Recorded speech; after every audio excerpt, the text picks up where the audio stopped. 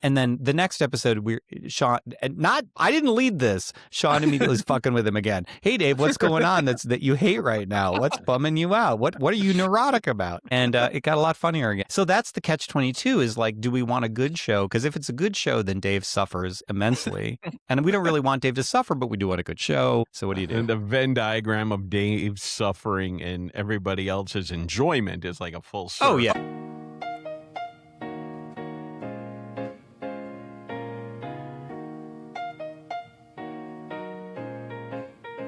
Once upon a time, 3 writers helped crack open the indie publishing world. Then they rode into the sunset, building bigger stories, taking bigger swings, and learning what actually lasts when the noise dies down.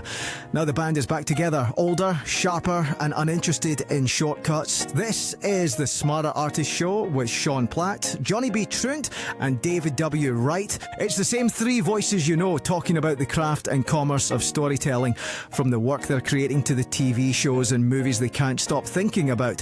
Shop talk for artists playing the long game in a creative world that never slows down. If you've been here since the early days, welcome back. If you're new, pull up a chair. You're listening to the Smarter Artist Show. Let's get into it. Hello and welcome to the Smarter Artist Show. Today is episode 7, the creative midlife crisis. This episode is about hitting your creative midlife crisis. You've been at it, you've had success, or maybe you're still working towards it, but something is missing.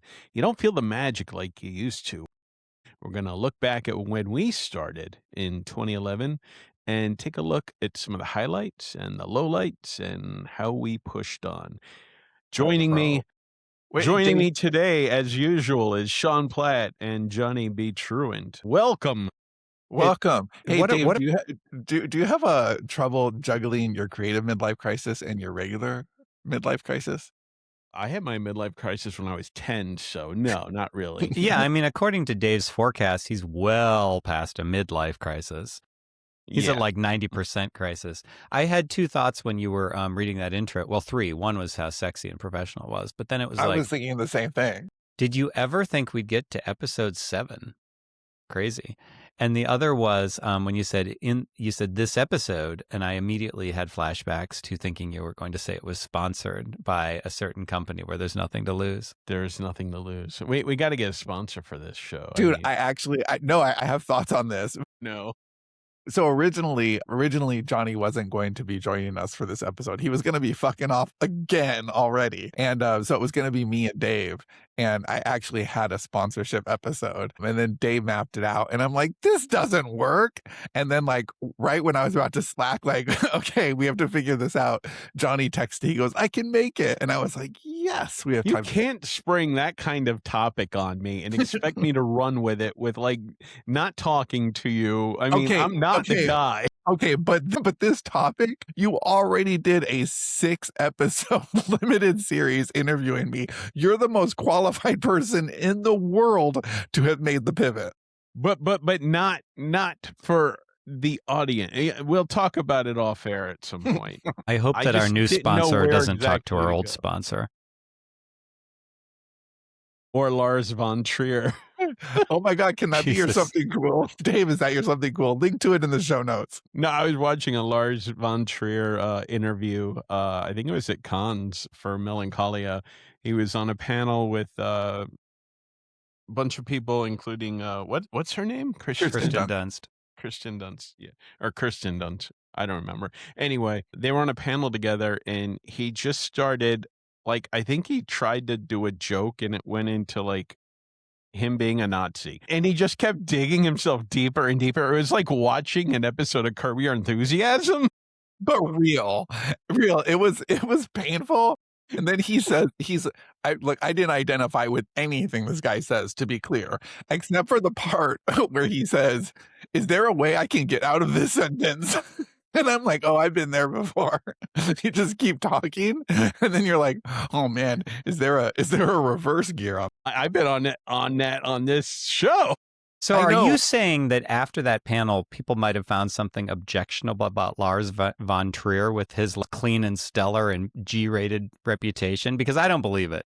Well, what's funny is that if that same interview had come out, 5 years ago, the dude would have been canceled. I know he was kind of canceled, How but do you not not really. get canceled for that?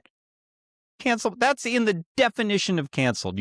Yeah, but it was like It was 14 years ago or ago. whatever. They didn't cancel people. Well, you're 14 right. years That's like ago. when grandma used to let you watch Faces of Death. Nazism was okay back then. I'm And not now you saying just it get was promoted to the okay. White House. So, I mean, Right. it's all good. Ooh, taking a political burn on that Wow, one. Dave, ballsy. Whew, just lost half of the listeners. That's 5 people we just dropped right there. Yeah. Do we Do have you have something something cool cool? for this week? Well, I know what yours is. It's not that. I already talked about it. It's something else, actually. I'll go ahead and begin. Yeah, go ahead So and do it. there. Did you hear the "so there" in his I voice? did. I totally heard it. The what?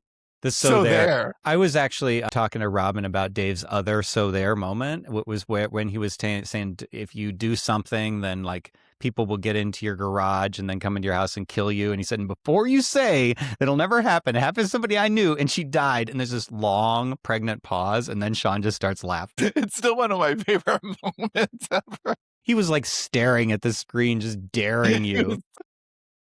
Yeah, but let's hear Y'all you are something fucking- cool, Dave. You're monsters. My something cool is a movie I already saw before I decided to rewatch it as a writer this time. And I usually don't watch movies more than once. Very few do I do, and I probably should more It took often. you but- 30 years to watch Groundhog's Day for a second time, and it was one of your favorites. Well, I watched it a few times when it came out, but I hadn't watched it in like the 30 years since. But this one is Bring Her Back, a 24 film by the Yeah, Filippo I've seen that. brothers.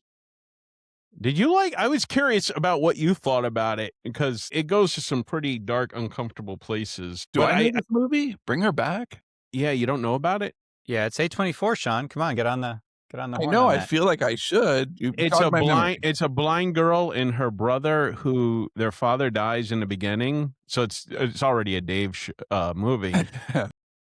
And they're taken in by this woman who has plans for them that they have no idea about.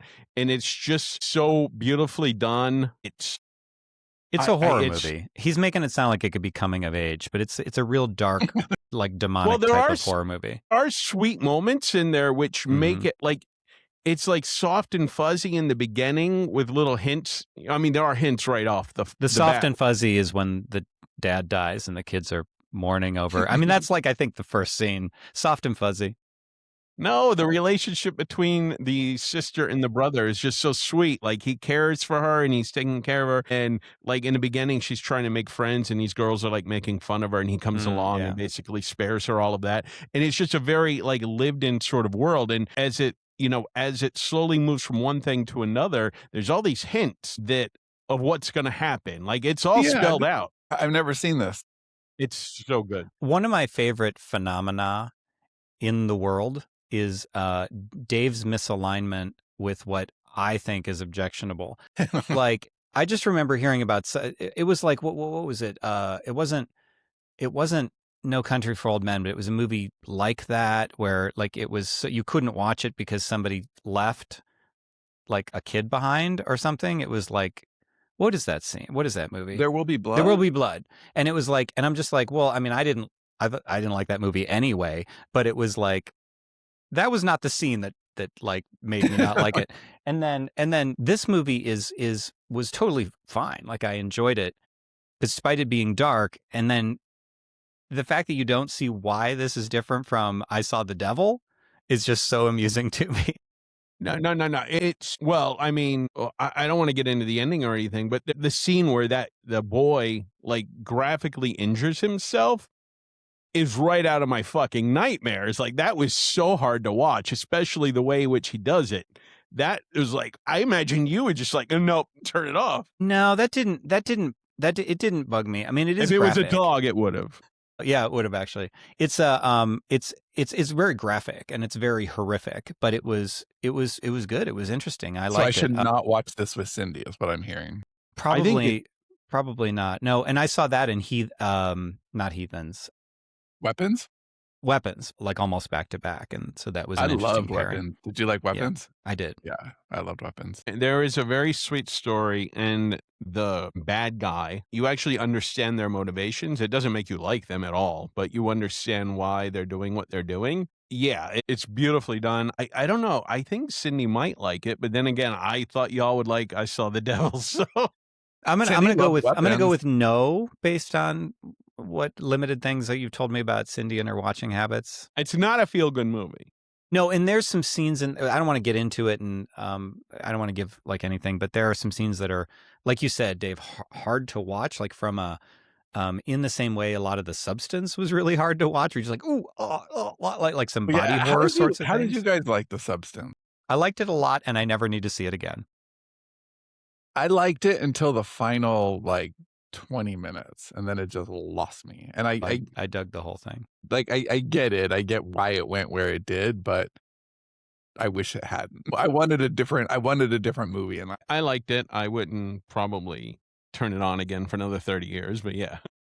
Yeah, Austin and I we had a weekend and we watched The Substance and we watched The Autopsy of Jane Doe and I don't know what else. And I was like, is there more full frontal nudity we could watch together? Are there more movies with more naked women all the time in them? Porky's. Yeah. No, Porky's is very tame compared to these movies. All right, so you all have something cool. I'll go. So I've been watching The Chair Company, which I can give the ultimate compliment. And this is like what I'm texting my son. And I'm saying, this is the funniest show I've ever seen. And Robin just keeps saying, what's wrong with me? So it's just like some of those scenes. Do you remember the scene with the sleeve? Like where the guy was putting his sleeve in something? And it was just like, I was laughing so hard during that ensuing sequence. And she's just like, what's wrong with this show? and you got to the scene where it's the very last I only have one scene. episode left. Okay, so yeah, you've seen this. It's the Ebenezer Scrooge Night Before Christmas. My God, yes. Yes. It closes out. I'm just like, oh The God. final, I had to look that up. I was like, oh, what's going on there? I don't want to spoil it for anybody because that's a spoiler you want to just hit you while you're watching with your children. It's so much. It is. So it's Tim Robinson, and he's like one of these masters of the awkward kind of cringe comedy, but not in a way that makes me uncomfortable. Like so something like Nathan For You, I think is really funny, but I can only watch so much of it because I'm just so uncomfortable watching him punk these people. Do you watch The Rehearsal? No, I haven't watched The Rehearsal. I've heard good things. But I saw Tim Robinson in Friendship with Paul Rudd. And that was the first thing I'd seen him in. And I thought Paul Rudd was going to be the star of that. And I thought it was going to be like, it's a Paul Rudd film and it's got this other guy who I've never heard of. And it took a while for me to realize, no, Paul Rudd's the secondary character. Yeah. But he seems to always play this guy who's always doing something that's stupid or wrong. And everybody around him is But like, he's so indignant about like his weirdness. Like he's convinced that he's right in every situation. Right. So the premise of the show is that in the first episode, he's giving a presentation for work, and it's a big promotion. I feel like you have to use the word premise in air quotes or something. The premise, yeah, it's an air quote premise, and he gives this great presentation, and everybody applauds, and his bosses are there, and then he goes back to sit down so the next person can take the lectern, and the chair collapses under him, and he falls to the ground, and the rest of the show is him like trying to justify that he wasn't ultimately at fault, that there was some like that they're making faulty chair. And then when he looks into the company and tries to complain, they like won't let him complain and he can't find a customer service number. And it just goes down these weird ass corridors of like this conspiracy involving the chair company and the like awkward, I mean, I don't want to spoil anything, but like the tough guy who's supposed to like, who's chasing him. Like that character is just amazing. Like there's some great, Lou Diamond Phillips is in it. I haven't seen him in years. Yeah, it's just wonderful. I feel like the whole show to me, and I haven't seen the last 2 episodes. My son and I were watching it, and for some reason, like he liked it, and then for some reason he just stopped watching it. So we never. Did he stop finished. before the scene that Sean and I were talking? I don't remember. We saw up to the last 2 episodes. I feel like you would remember this. It's a twist on A Christmas Carol. I don't want to spoil anything. The character, I think, is his name Mike? Yeah, he's like, it's the episode where he says, you're like family or whatever. And he's watching, let's just say, a different take on A Christmas Carol. And in the last scene is like, what the shit is going on right here? Maybe. And I can imagine. Yeah. Well, you didn't want to watch that with your son. I'm just saying. But I do feel like the whole thing was like an improv, like just making it up as they You went know, along. what sold me on watching this was I probably would not have checked it out. For those of you who want to see his brand of comedy, he has a show on Netflix called I think you should leave now. Is that what it's called? Which is just they're weird ass skits. But this is like one of those skits taken to 10 episode extreme. And I was reading something before it came out that like reviewers were on an embargo where they couldn't say what the chair incident was. But the reviewer who was writing about this was like, it's so ridiculous because there's no incident, just so we're clear. And I love that he got HBO to like declare an embargo on the chair incident to like play it up as though it was something. And I'm like, okay, this guy is just like so in on the joke that's funny. Well, you So have, what's Sean. your Well, I would say that I feel like you guys are gonna make fun of me. I'm warming up. Yeah, it's kind of par for the course. is it a new bubble bath? Well, it is in that constellation, yes. Wow. So so we have kind of an empty house right now. We're a little bit on the minimalist side anyway, and then we don't have children. It's an empty nest at this point. So we have this space in our living room, and I know if at the Life-size beginning- dolls. No, but how have you not written that story yet? I kind of did. And at the beginning of this year, we decided, okay, we're gonna take dancing lessons. We're gonna start dancing. Okay, there we go. I'm not laughing at you. I'm laughing at Dave's reaction to you. Because his wife never wants to dance with him. That's just sad. So we finally, I mean, we're 2 months into the year. We finally got to it last weekend, and there was this thing that we found online called Better Sway, and it's shut up. So it was $100, and it comes with 18 lessons for the first one that we got. We're total beginners, and it's just fun. Like you laugh at your like lack of coordination, and they're very simple moves where you can feel like immediately successful with your partner. All right, Dave. So my something cool for those of you out there with partners who you want to feel closer. And all right, I'm just going to stop talking because I can't look at Dave anymore. It's too painful. Oh my God, that's so funny. Are these lessons recorded? You mean, yes. Like They're- video recorded? Yeah, they're You have to see those. No, that's the whole- Sean and Cindy aren't recording themselves, which is what Oh, I feel like that- you're no, asking. No, we're not recording. Here's the whole thing. Do I want to take dancing lessons and dance with Cindy in my living room? Yes. Do I want to get in a car and go to a studio for this? No. Do I want an actual in-person teacher? No. And do I want to dance with other people in the class instead of my wife? No. So those are all like hard no's, but like we found a solution for it, which is there were quite a few that I looked for, and I actually used ChatGPT to help me find the one that was most suited to my personality, and I was really happy with our solution. So this is not for you, Dave. The something cool is for people out there who want to feel closer to their partner. Robin and I took swing lessons years and years and years ago. We did go to a studio, so And did you enjoy that? I did. Yeah, it was. I mean, we were in Ohio, and it was the winter. The only thing to do. Well, kinda, but it was also the winter, and I get like that seasonal affective, especially in Ohio in the winter because it was cold and the days were super short. And I was just like going stir crazy, and every damn winter I needed something that wouldn't make me totally depressed. So that was the reason. That was the one we did that year. That's a pretty good reason. Yeah. I think dancing would make me more depressed, but okay. Good for I your think- brain. It's good for coordination. Dave, I think that you should just, since you don't want to be with your family, just when you're alone, Tom Cruise has one called the Risky Business Dance Workout, Yeah. and you could just do that. Don't forget the part where you lay on your back on the couch and shake your legs and arms like a I beagle. will say when I was like between, I don't know, 7 and 13, I actually enjoyed dancing and wanted to learn to dance. And then immediately that was beaten out of me. So What good thing was not dancing ain't beaten for out of you? boys. What? Were there any good things that have not been beaten out of you? Very, very little. Dave's so All sad. right. Let's Johnny, move on. conversations like this will make you want to bring back a worst show ever. Are you asking Dave or me? Because no, I'm you. always in. How about you, Dave? Do you ever miss just being shit on for an hour a week?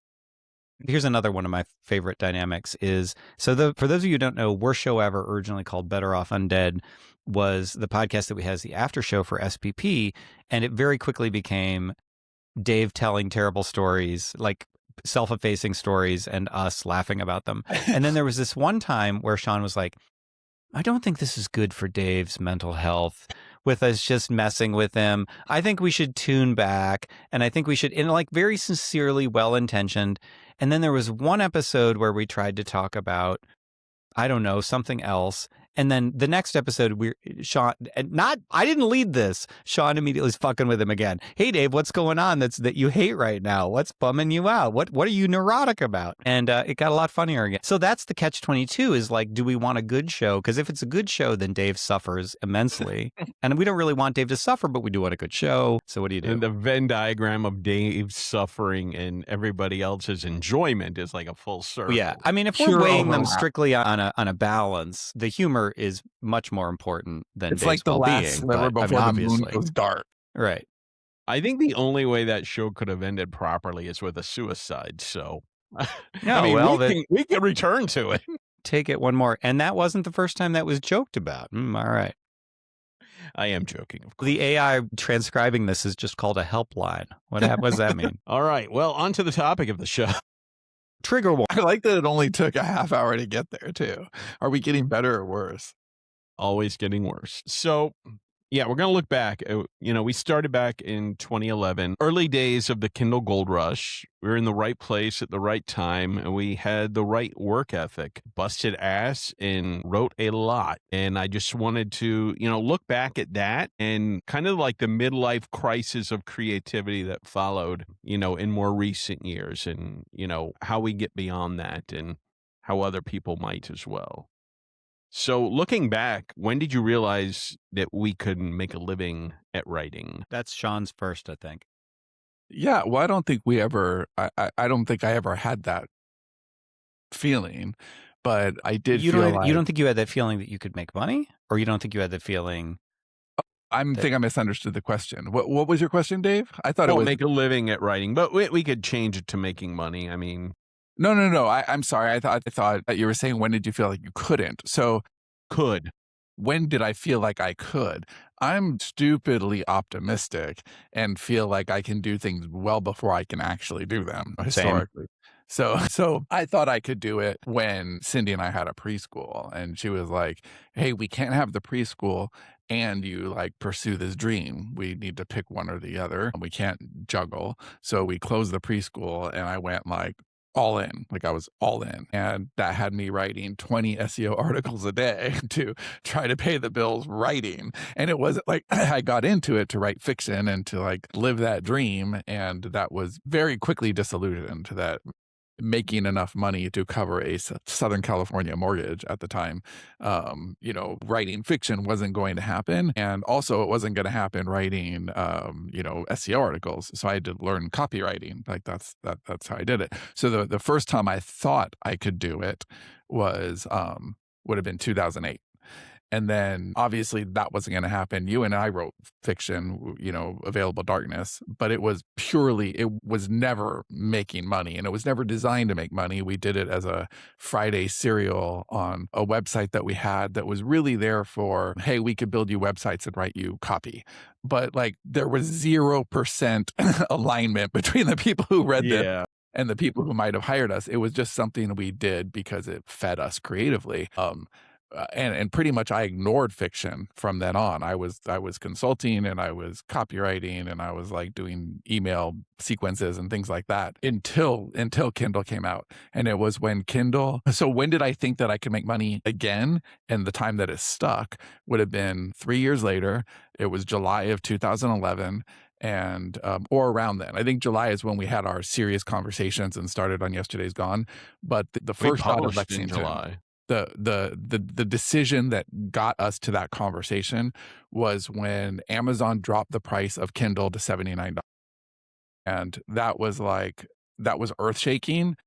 Even though it wasn't immediately apparent, it was obvious that this is now a mass market It's not early adopters. It's not a $300 piece of technology. It's sub $100, which means there are going to be a lot of them at Christmas time. It means that it's going mainstream, and this is going to be how people read. And if this is how people read, then the barrier to entry for us is very, very, very low. We just need to figure out the discoverability part, and that's what led us to the serial. So I think 2000 is when I was like, we can do this, we can make this work. So I'm listening to that, and I sort of had a question I wanted to pose to the group. I like this topic, but talking about money, and there's zero chance that I'm going to articulate this correctly to begin with, so just hang in there. Hopefully the two of you can see through, like, you hopefully know my intent to decipher it. But I mean, obviously I want to make money selling my books. I want to make a living doing it, if for no other reason than that I can continue to do it without having other jobs. With all of that said, and understanding that that's the motivation for a lot of people,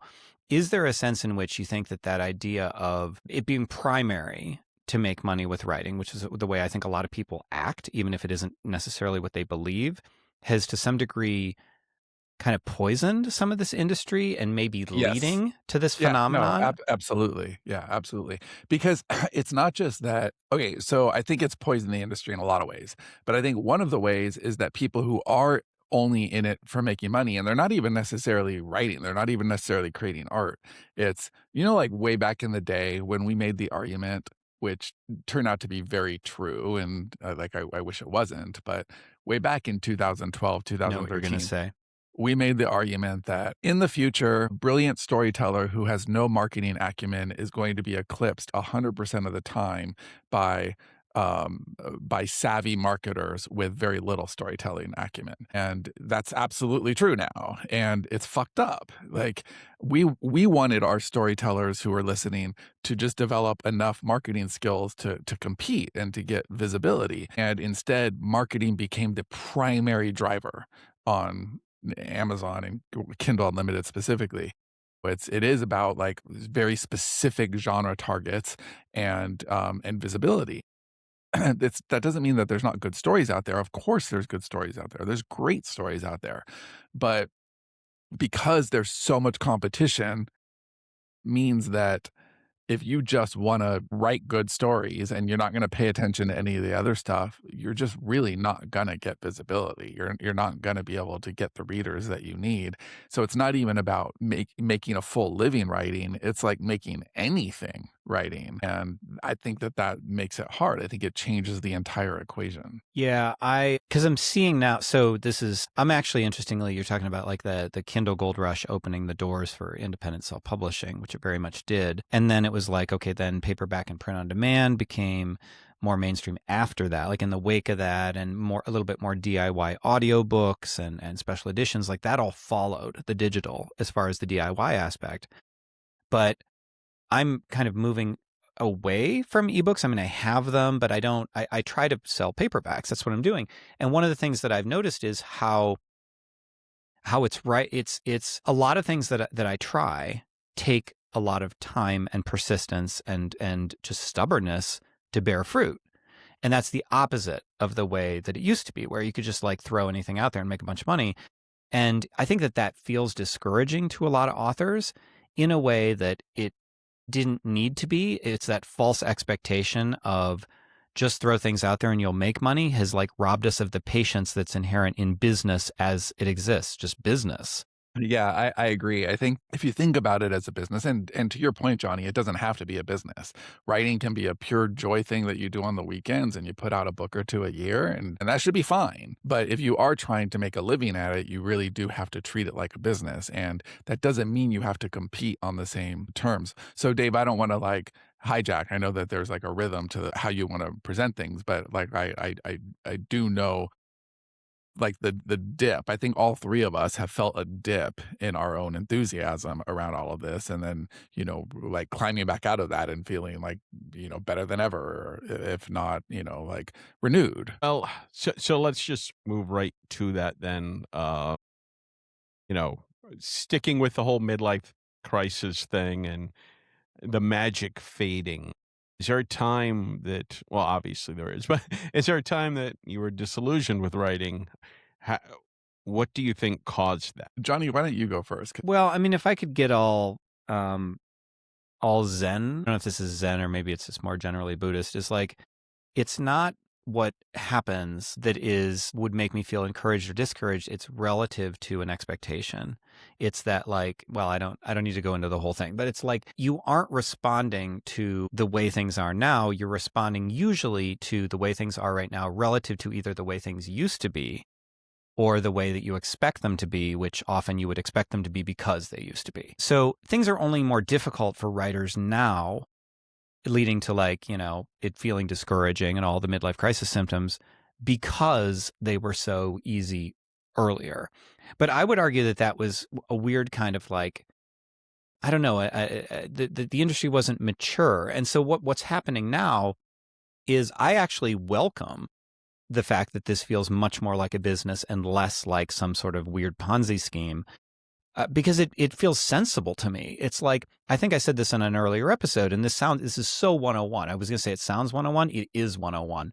Is like business is about making the right offer to the right people in the right way. That's it. And we didn't used to have to think about those things. It was like, well, I got a book. Everybody will buy it. And then that became the expectation. Like, oh, I can just release a book and people will buy it. And it's like, now you need to think about, what is your offer? Is it valuable? What's the customer journey? And in a weird way, exploration of that, like trying to solve that particular Rubik's Cube, is a new challenge that is as exciting to me as the writing is, if that makes sense. Absolutely. And that's where I am too. Like I don't want things to be easy. I want them to be sustainable and I want them to be rewarding. I understand business. I'm good at business. So being able to apply business to my creativity is a lot of fun. And I feel like that's something that I lost over the last few years, and having it back is invigorating. Does that answer your question, Dave? Yeah. Well, why do you think you lost it specifically? Well, I lost it. I lost it twice. I lost it in two phases. So I never lost the joy of writing ever. I never lost the joy of creating, but I did lose the joy of the indie, publishing space.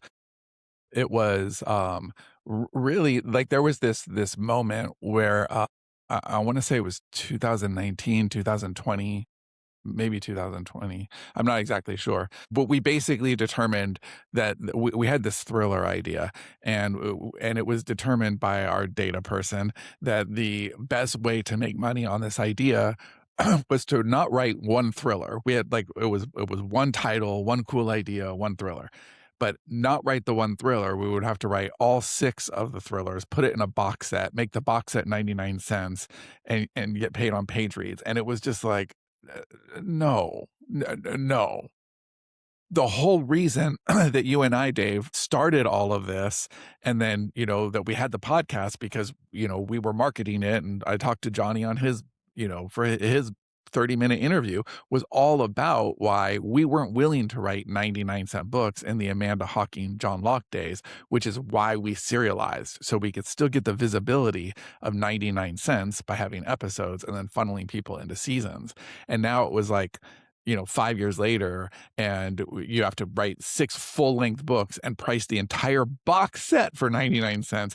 And I get that you're not making 99 cents. You're making a lot more than that because of page reads, but just the whole mechanism of it just rubbed me the wrong way. And it really took the wind out of my sails, and I didn't want to play that game anymore. Like, if it's a race to the bottom, then I don't want to win. But I never stopped writing. I like, again, in between that time and recently, I wrote like 30 some books. They just didn't get published. I kept writing, and I'm like, these will have value in the future, but I don't want to burn their value by putting them out into a marketplace that isn't rewarding me in the way I feel like I should be rewarded. I'd rather just wait. And so I never wanted to dim the creativity or the sense of momentum. But when that happened, I just needed to find my joy in other ways. And we really found it in film and television. And, in 2022, we met with like 100 production companies. And that was amazing. That was really fun. That was really invigorating. I started writing scripts. I mean, we'd written scripts before, Dave, the first script that Dave and I wrote sold. And so that gave me a lot of motivation. I wrote another 34 scripts before the next one was good enough to show anyone. But that was a lot of fun, and that was really energetic. And then the strike kind of put a kibosh on that. And Hollywood writer's strike. Yeah, the Hollywood writer's strike and director's strike that happened in 2023 just really like put a wall in front of a lot of the progress that we had made. In addition to that, a publishing company that we had been doing ghostwriting work for went through like a bankruptcy, and their CEO did some really unscrupulous things, and we got stiffed for hundreds of thousands of dollars. And so that put us in recovery mode for too long, and that really took the wind out of my sails. And as a result of that time period, our company lost a lot of innovation. We just stopped being like innovative, which is like, that's our roots. We were always innovative. We were always doing cool shit. And we basically were trying to do what everybody else was doing and not doing a good job at it.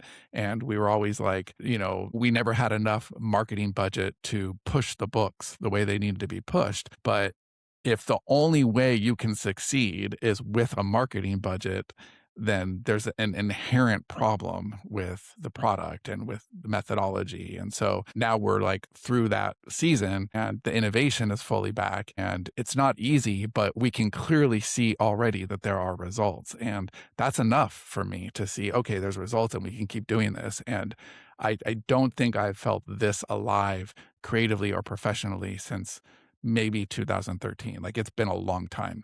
And so I do think that, as creators and as professionals, we go through seasons, and I think we just need to like find the thing that lights us up and double down on that instead of trying to do what everybody else is doing. It's natural to have dips in your enthusiasm and in your results, but ask yourself why, and ask yourself what connection have I lost? Like, if I'm untethered, why? Am I not feeling it because I don't enjoy writing anymore? Or am I not getting the results that I want? Or have I strayed so far to try to conform to what the industry is telling me to do that I'm not in it for the same reasons that I got into it? And I think that's what happens to a lot of us, is that we start drifting. Or do I have too myopic of a short-term view? I mean, I think patience. So I don't want to get into this whole thing again, but one of the things in the last episode that I was on, we talked a little bit about, I went to the Superstars Writing Conference, and I was saying that a lot of the people there had been in the business a long time. Like, they were writing in the 70s and whatever, like little pulp paperbacks and stuff. And the idea of the long-term view, like Kevin J. Anderson gave his keynote on that, was very apparent there. And it's like, most indies have a horizon of 6 months in terms of like the people. It's like, well, what's going on right here, right now, rather than looking in a larger context and understanding that a context has adaptation required, diversification required. There are going to be highs, there's going to be lows, there's going to be good, there's going to be bad, and that you need to ride it out because it's natural, rather than like, oh, everything went to shit, the sky is falling. I read on Reddit that Amazon did some stupid crap and now my career is over. Well, no, you just need to be a little bit more patient, a little bit more nimble than that. In response to your question, Dave, I know this is probably going to sound a little douchey, but whatever.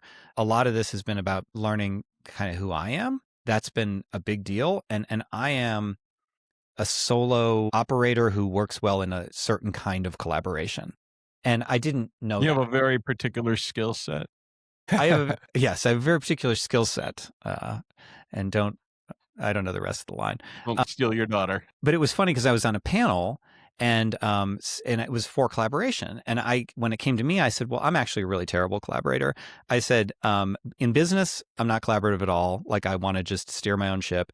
And in writing, I have, because people are like, well, you have this long-term collaboration. You've written most of your books with Sean. I'm like, yeah, that's because Sean knows how to adapt to me, which means that we work together in a way that doesn't feel like we're sharing the wheel in a way that would bug me. It feels like we complement each other, rather than if we were co-writing scenes and I was like, it wouldn't work for me.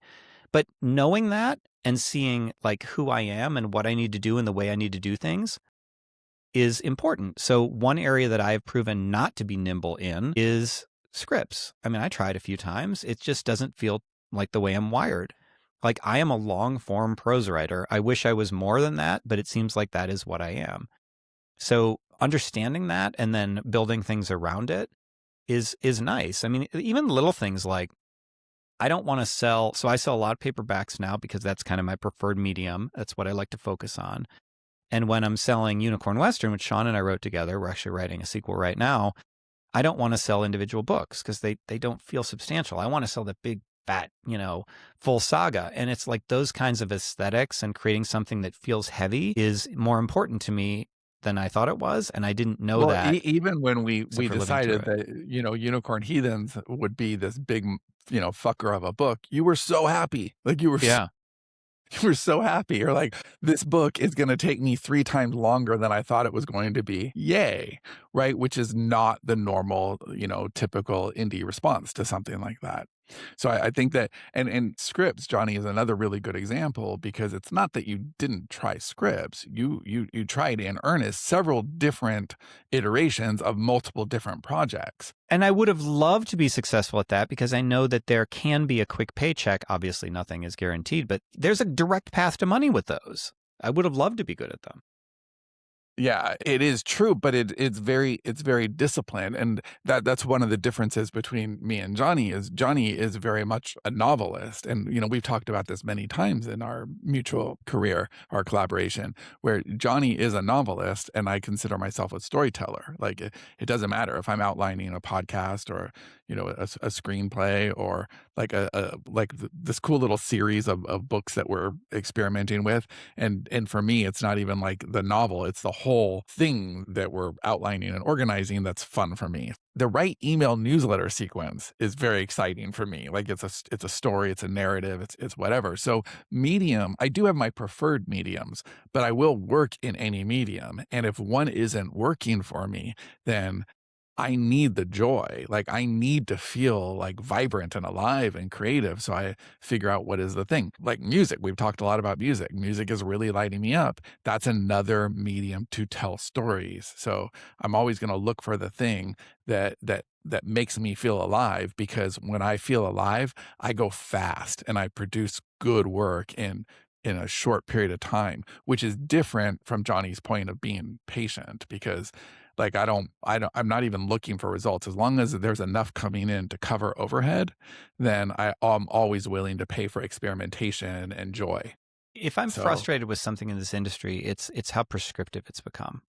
Yeah. And one of the things that it's prescriptive about is, and it's quietly prescriptive, like this isn't anything, nobody says this, but it's kind of like you get this impression, if nobody contradicts you, is like there is a way that you should be, that things should be done. And so why don't you just study somebody else? But like the idea that I'm not just a novelist, but a long form novelist, and I can write fast, but I want a long form, giving myself permission to be that is what got me through, because I did have some writing malaise. And just there, if you think that you're supposed to be a certain thing, that's a recipe for dissatisfaction. Like I think, you need to kind of figure out what you're actually into, and that may evolve, and allow it to evolve just like you allow it to be whatever it is. So we do have to close soon, and I wanted to get to one other thing after this. But for a piece of advice from most people, what would you say? How do you keep the magic alive when you're burned out by either the market forcing what you want, what you have to write, or just not making enough money at it? What would you say is the key to bringing it back to life so you can at least enjoy it, even if isn't doing everything you want it to? I want you to answer your own question, because we've been answering the questions and you've been asking them. Dave, what do you think? What do you think that thing you just said? Well, I think for me, a lot of the pressure for me was, writing something that would make money, because we did have that situation that, fucking destroyed us for a year plus. So a lot of it was about trying to make money and feeling that the market, the dictations of the market, like Sean said, with writing 6 books at once. And it's just so antithetical to how, I feel as a writer.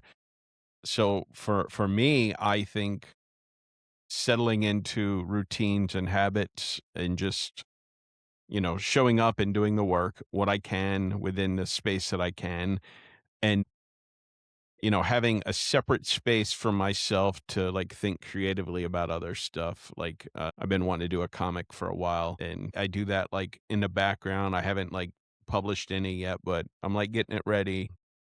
That gives me the space to like feel like I'm doing something that satisfies my creative desires in a way that it might not feel when there's just like this grinding pressure on you to do something else. I don't know.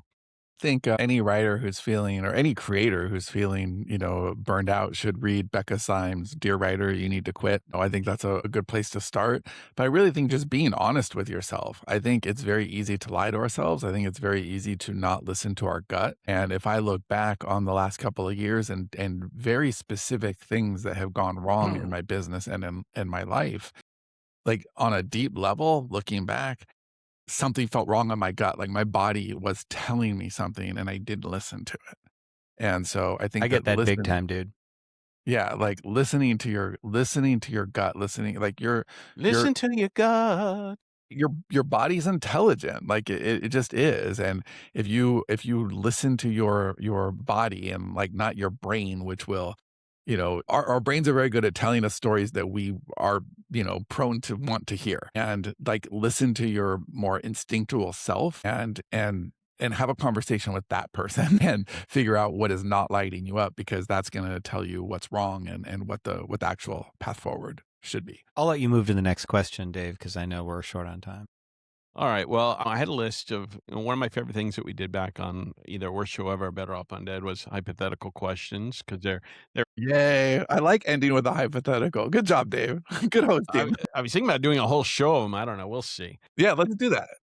So I'll just ask this one because it feels a little fitting. If you had to start from scratch right now with no reputation, no prior experience, but you have all the knowledge that you have right now, how would you start and what would you write? Yeah, this is easy for me because it's just the space I'm in right now. Music. I would do the music thing. Right now, it's something I'm dabbling in, but I feel about the music the way I felt about episodic content with Yesterday's Gone. I'm like, this feels right on a creative future level. This is something that will have more value tomorrow than it has today. And right now, like I have to make time for it. It is an extra thing. But if I was starting from scratch and I didn't have any overhead, that would be where it is. I'm picking up a book right now. My morning time is devoted to something that I wrote with Catherine, our head of publishing, a couple of years ago about this washed up. He used to be in mine and Catherine's original version. It's like a hair metal dude from the 80s. And now he's a grunge era dude from the 90s because I could connect with that music a lot more. That was my jam.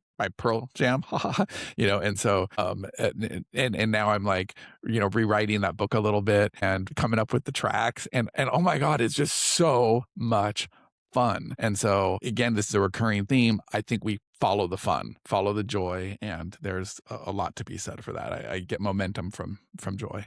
Answer that a little bit differently because I'm looking at it from, and I don't know if you are, Sean, you didn't explicitly mention it, but like I am looking at it from a financial standpoint too, right? So like, as much as I said, you need to be patient, don't make, the poisoning, whatever, like I do, if you make money with your fiction, you can do more of it. So that remains true. And I think that knowing who I am, the way that I market best and the way that I market most successfully, which are slightly different things, I would probably write something big, long, and elaborate, something on the and maybe a little off kilter, something like Unicorn Western that has a unique but like delight factor to it.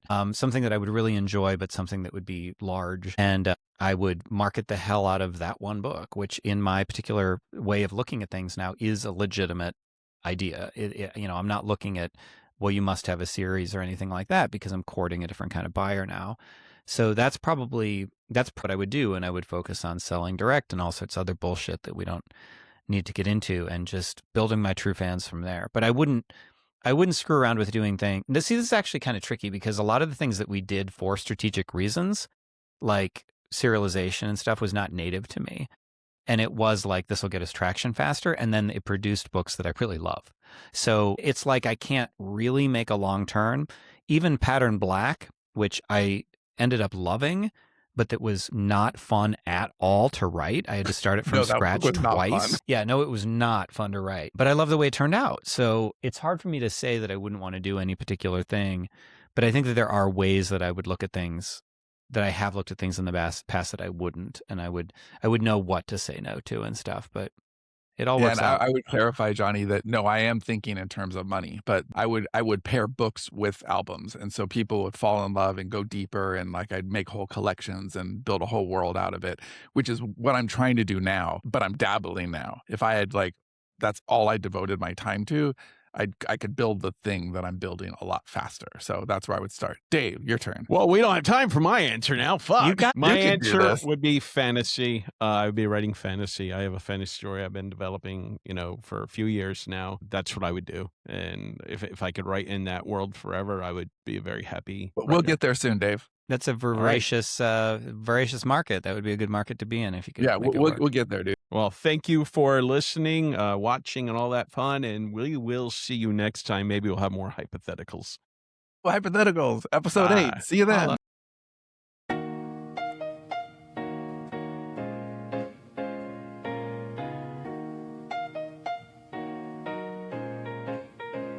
They chase the spark, we own the dark.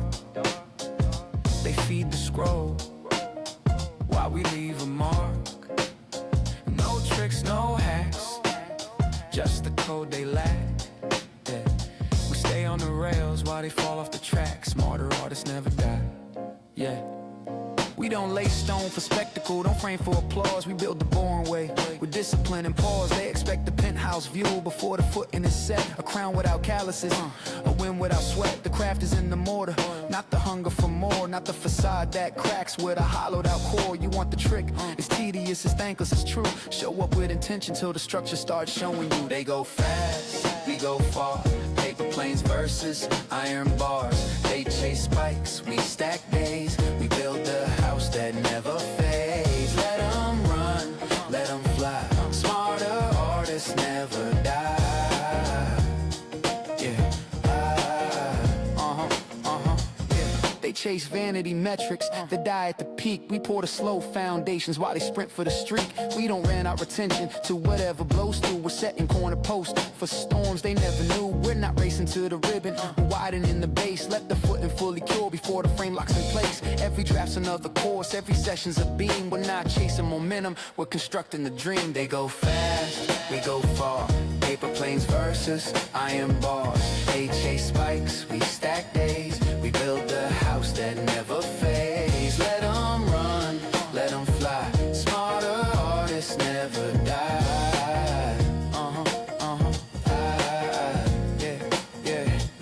They'll throw parades while you're still setting the forms. Pop champagne and glass towers while you're bracing for storms. Some nights you wonder if the blueprints a lie, if the long game's just patience that forgot how to fly. But scars become low-bearing when the structure survives. When the fast builds crack open and the slow ones stay alive. We don't ask for permission, we don't wait to be seen.